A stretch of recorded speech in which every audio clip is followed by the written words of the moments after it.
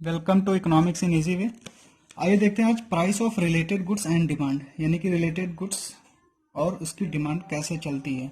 इससे पहले वाली वीडियो में हम लोग देखे थे relations between income and demand, कि इनकम और डिमांड कैसे कैसे चलता है। अब देखेंगे रिलेटेड गुड्स एंड डिमांड। तो रिलेटेड गुड्स में जब डिटर्मिनेंट्स ऑफ डिमांड वाली वीडियो हमने बताई थी, तो डिटर्मिनेंट्स ऑफ डिमांड में एक लास्ट बताया था हमने प्राइस ऑफ रिलेटेड गुड्स। तो प्राइस ऑफ रिलेटेड गुड्स में क्या था, दो टाइप बताया था, substitute goods and complementary goods.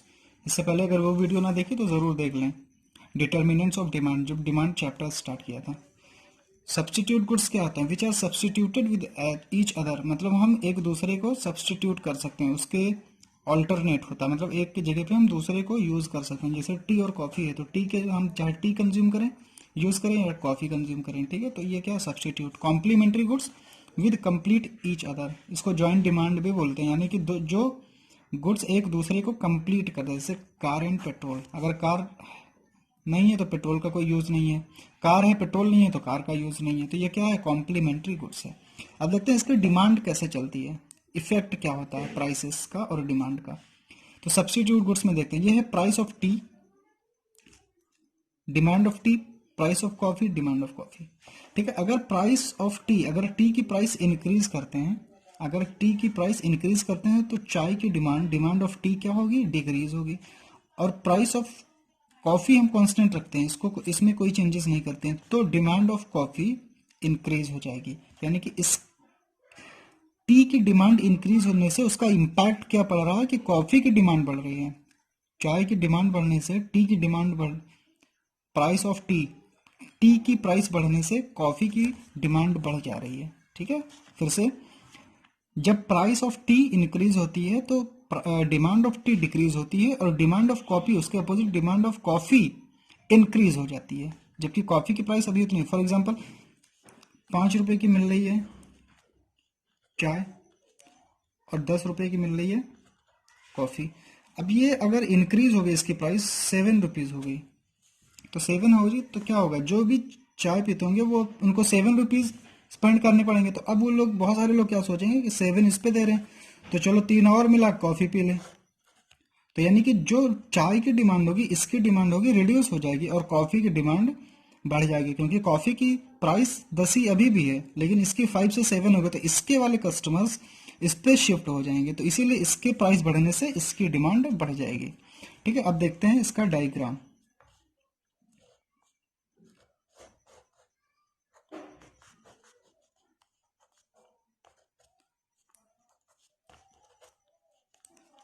दो डायग्राम इसमें हम लोग बनाएंगे।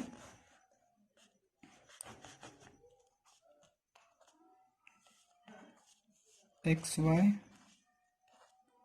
एक हम बनाएंगे टी के लिए, एक हम बनाएंगे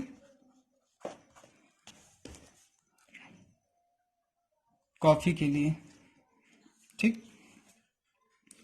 अब देखिए, ये हो गई अपनी प्राइस, ये हो गई अपनी क्वांटिटी, ये प्राइस, ये क्वांटिटी।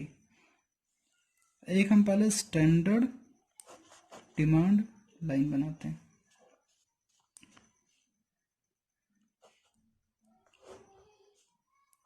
देखिए यहाँ पे क्या करना, हमको प्राइस इंक्रीज करना है टी का, तो इंक्रीज करने का मतलब है कि यहाँ ऊपर जाएंगे और ये बन जाएगा, तो ये पी, ये पी, ये क्यू, ये पी, ये क्यू।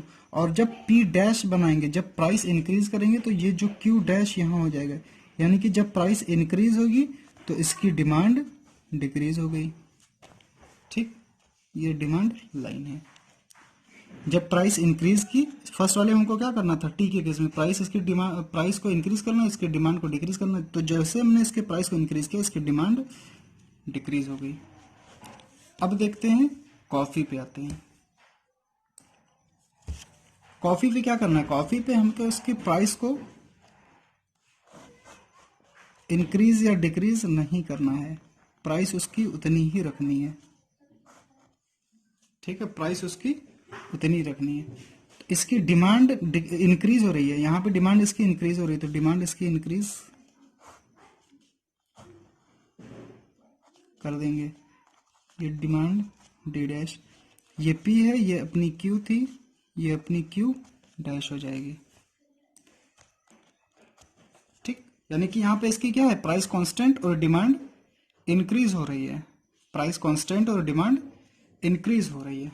ठीक है, तो ये था सब्स्टिट्यूट गुड्स के केस में, ये टी, ये कॉफी, ये क्यू और ये क्यू डैश, यानी कि ये डिमांड क्या हो रहा है, इंक्रीज हो रहा है। डिमांड कब राइट में शिफ्ट हो रहा है, ये पहले डी था डिमांड कब, अब डी डैश, यानी कि नई डिमांड कब जनरेट हो रही है, यहाँ पे क्या हो रहा है, नई डिमांड कब जनरेट हो रही है, दैट इज डी डैश, और प्राइस कांस्टेंट, डिमांड इंक्रीज हो रही है। ठीक है, अब आते हैं कॉम्प्लीमेंट्री गुड्स पे। कॉम्प्लीमेंट्री गुड्स का example car and petrol,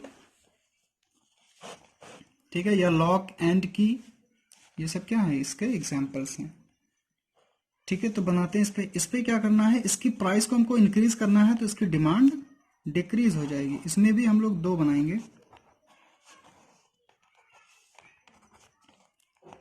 x Y, ये हो जाएगा अपना कार का,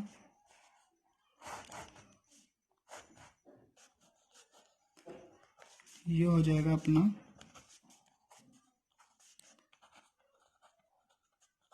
पेट्रोल का। अब यहाँ पे हमको क्या करनी है, प्राइस और क्वांटिटी, प्राइस और क्वांटिटी। देखिए price of coffee, price of car, ये पीसी है ना, प्राइस ऑफ कार, यानी कि कार की प्राइस इंक्रीज होती है तो डिमांड उसकी डिक्रीज होती है, और जब कार की डिमांड डिक्रीज होगी तो पेट्रोल की भी डिमांड डिक्रीज हो जाएगी। यहाँ पे क्या है, कार की प्राइस इंक्रीज हो रही है तो उसकी डिमांड डिक्रीज हो रही है, और जब कार की डिमांड डिक्रीज होगी तो पेट्रोल की भी डिमांड डिक्रीज, जब कार नहीं रहेगा तो पेट्रोल क्यों बिकेगा। तो ये क्या है, कॉम्प्लीमेंट्री गुड्स, यानी कि यहाँ पे दोनों के साथ साथ में डिक्रीज होते हैं। तो यहाँ पे हम बनाते हैं, कैसे बनाएंगे, पहले डिमांड कर्व बनाते हैं। ठीक, ये बना दिया। अब यहाँ पे हमको क्या करना है, प्राइस ऑफ कार, ये कार है ना, ये कार है, प्राइस ऑफ कार इंक्रीज करना, तो इंक्रीज कहाँ होगा, ऊपर, और जब इसकी प्राइस को हम इंक्रीज करेंगे तो इसकी डिमांड डिक्रीज हो जाएगी। तो ये पी था, ये पी डैश बनाया, ये क्यू था और ये क्यू डैश बनाया। ठीक है, यानी कि इसकी प्राइस इंक्रीज करी तो इसकी डिमांड डिक्रीज हो गई। ठीक, इसकी प्राइस इंक्रीज करी, जैसे ही प्राइस इंक्रीज होगी तो उस चीज की डिमांड, लॉ ऑफ डिमांड में हमने यही पढ़ा है कि if price increases then demand decreases, तो प्राइस अगर इंक्रीज होगी तो इसकी डिमांड डिक्रीज होगी।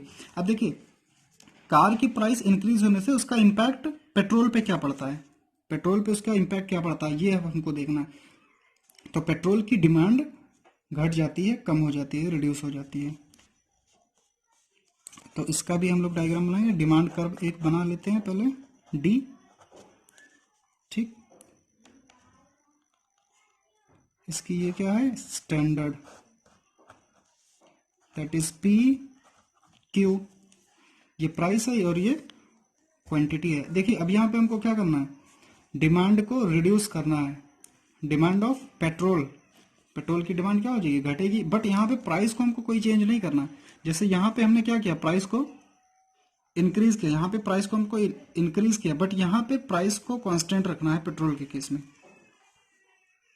क्या करना है, बट यहाँ पे हमको इसके डिमांड को कम करना है, तो उसके डिमांड को हम लोग कम कर देते हैं। कैसे कम करेंगे, ऐसे कम कर देंगे, यानी कि पहले क्वांटिटी डिमांड ये थी, अब क्वांटिटी डिमांड ये हो जाएगी, क्यू से क्यू डैश, यानी कि ये डिक्रीज हो रही है। ठीक है, तो देखिए दोनों केस में डिक्रीज हो रही है। यहाँ पे हमने क्या बताया, demand of coffee decreases if the price of coffee car, if the price of car increases then the demand of car decreases and the demand of petrol also decreases, यानी कि यहाँ पे कार की भी डिमांड रिड्यूस हो रही है और पेट्रोल की भी डिमांड रिड्यूस हो रही है। तो इसीलिए ये देखिए यहाँ पे रिड्यूस हुई और यहाँ पे भी रिड्यूस हुई। ठीक है, तो दोनों की डिमांड रिड्यूस हो रही है। तो ये था अपना पूरा price of related goods and demand.